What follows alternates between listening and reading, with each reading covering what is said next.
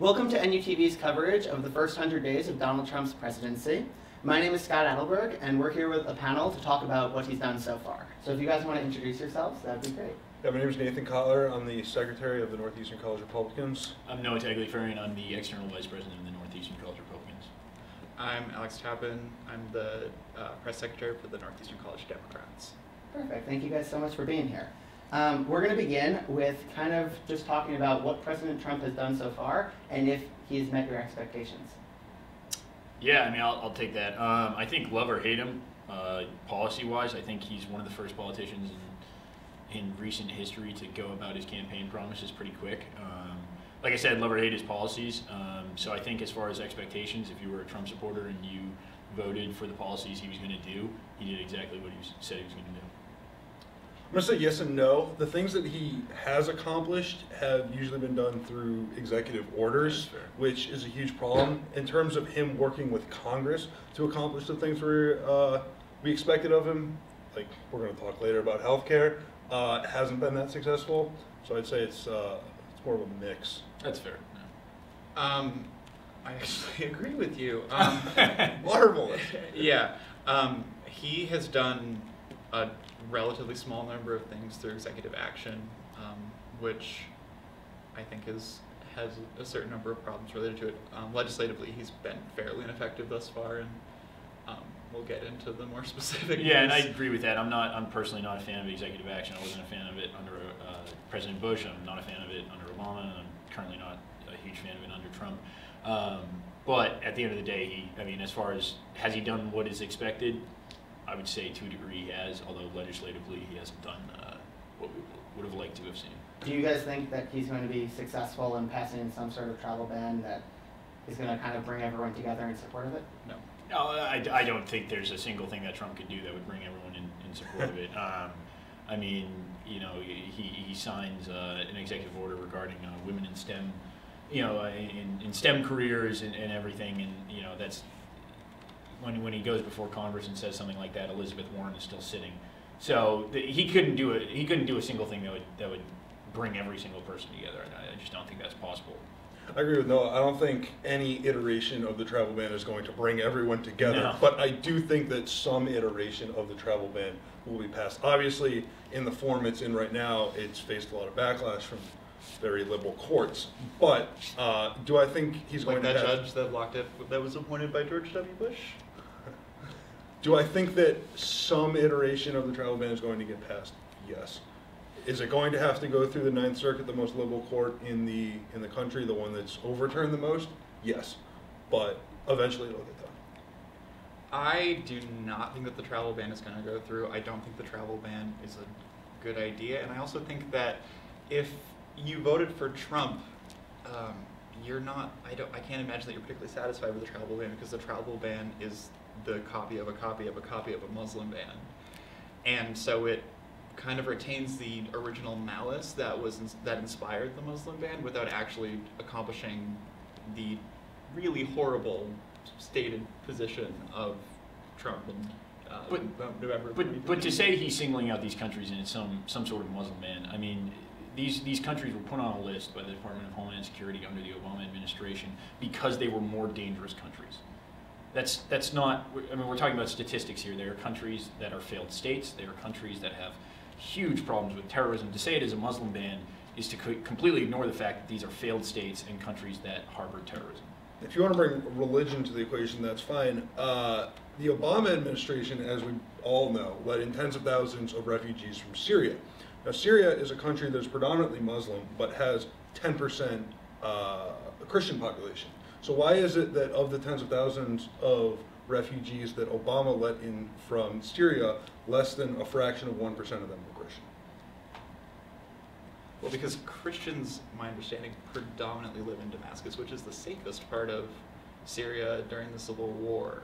So, and I think, just going back to a point that you made a second ago, I think to claim that this isn't a Muslim ban is to completely ignore the comments made by Trump and his surrogates, and also the lineage of the law. Like, that's clearly what this law was intended to do, and It ignores all of the countries that have the largest population of Muslims. You cannot say that this is a Muslim ban. This is a ban on, again, echoing what Noah said, countries that Obama designated as dangerous, as failed nations. I mean, Saudi Arabia is not a failed nation, has a huge Muslim population. No, but all the Indonesia, 9/11 attackers were from Saudi Arabia. Yes, but everyone loves to bring that up. They bring up that statistic where they're like, oh, you know, no Syrian refugee has ever, you know, killed X, Y, and Z. But there are arrests upon arrests upon arrests of not only refugees, family members of refugees, but immigrants from these countries who have been arrested before they were able to commit a terrorist act within our borders.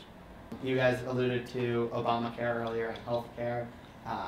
We recently learned that the new healthcare bill is going to be taken out of the House and not voted on. So where do we see the future of healthcare in this country?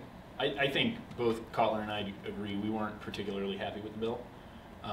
We think it's better that they're taking away the bill, and I think while this is a huge setback and while it's something I don't like to see, I do like the fact that even Republicans said there are faults with this bill. We're not going to do what the Democrats did 7 years ago and pass a bill before we know what the ramifications of it are, before it's ready, and while it's still it's still just completely incomplete. And so I just want to point out, though, that the timeline on which they were trying to pass this bill was much more compressed than the time. I mean, Obamacare. Absolutely right. Absolutely. This was Russia legislation. Listen, one of two things is going to happen. Either the Republicans are going to sit down for hopefully at least 6 months, if not a year or so, and truly come up with a piece of legislation that works, that delivers on what Republicans have been campaigning on for the past 6 years, leveraging the free market, letting companies sell insurance across state lines, all these things that they believe will lower premiums. Either that's going to happen, and then it's going to be a bloodbath trying to pass it through the Senate, or they're going to concede and have to work with Democrats to amend Obamacare in such a way that solves the problems that we've seen come out of Obamacare, like the monopolies that are occurring in many states where they have only one or two options. The premiums are going up by more than 50% in about 10 states. So one of those two things is going to happen. Unfortunately, I don't think the Republicans are going to put the work in to craft their own, what they've said that they would do for the past 6 years, which means we're going to have to reach across the aisle and amend the legislation that is currently in place. Which I would hope you agree with. There are problems with Obamacare. Of course there are, and I would certainly, that is the approach that I hope that Republicans end up taking. I think the issue that we're going to come up against is that as a result of having a candidate for president who is not particularly well versed in policy, I mean, you guys could admit that, you know, part of Trump's appeal is that he is not Hillary Clinton or Tim Kaine. He's not a policy wonk, yes. He is absolutely not Hillary Clinton. Yeah. And as a result, he seemed to just be going off the top of his head for the entire campaign and made promises that there is just no way that he is going to be able to keep, which is why you're seeing the situation in which, I mean, you've had Republicans, their raison d'etre for the last 7 years has been repealing and replacing Obamacare. They get their opportunity and they can't do it. They can't agree on a solution. Why is that not possible at this point? I'm not saying it needs to be I'm not saying it should be a good solution. Obviously whatever solution they probably come up with, I'm not going to agree with. But maybe you should read it first.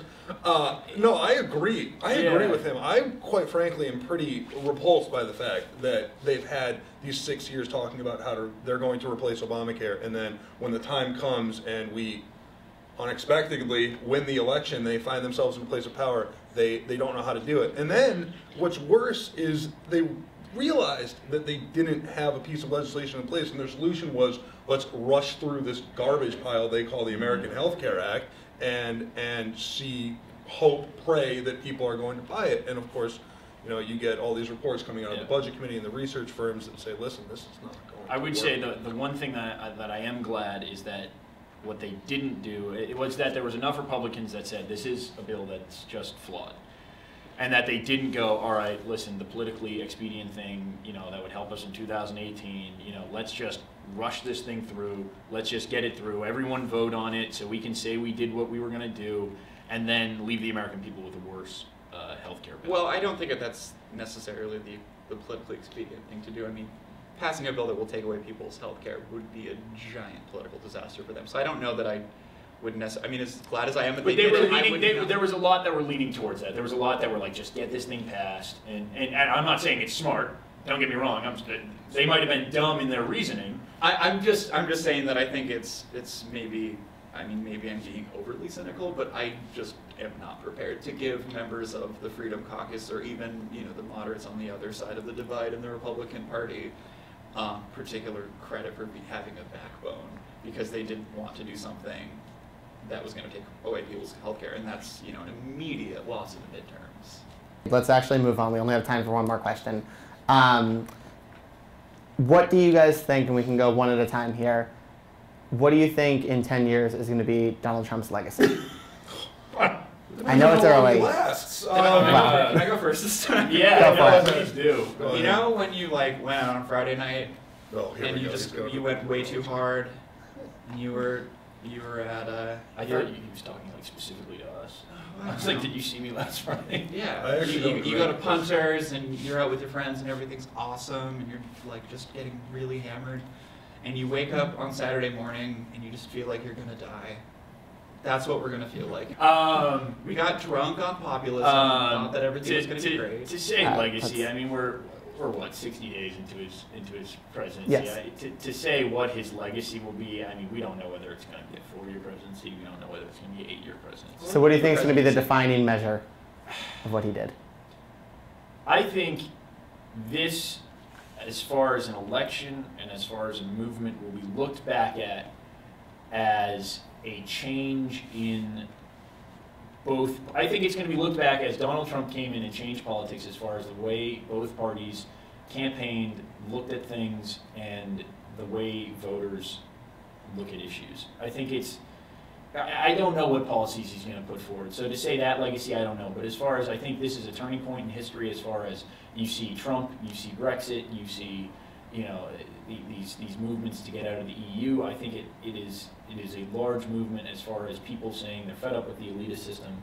And I think it speaks more to that, and I think that's going to be the more historically put forth thing. But, you know, who knows what's going to happen in the next 4 or 8 years as far as if there's going to be, you know, any sort of conflict, any sorts of natural disasters, different legislation passed. I don't feel comfortable speaking to that. I think Noah got part of it right. I think one of his biggest defining moments of his legacy is going to be winning this election. This election that everybody was convinced he was going to lose. I also think, however, if he can deliver on his promises to cut taxes and cut regulation, and the sentiment we're seeing in the stock market actually materializes and continues to grow, you may call it a bubble, but the fact of the matter is, if he ends up delivering on that legislation, these stocks will continue to go up. And I think that will most likely be the defining moment of his legacy. I mean, we've already seen the stock market since his inauguration has gone up the most since, what, in 100 years, I think. I don't remember the exact president. So I think that's something he has to look forward to. That's something he has to deliver on. Also, out of left field, but if we can put a man on Mars, he will get credit for that as well. That's true. All right. He's taking the JFK approach, but hey, if we can accomplish that, that would be huge. All right. Well, thank you guys so much for joining us today. And on behalf of everyone at NUTV, thanks for watching. Have a great night.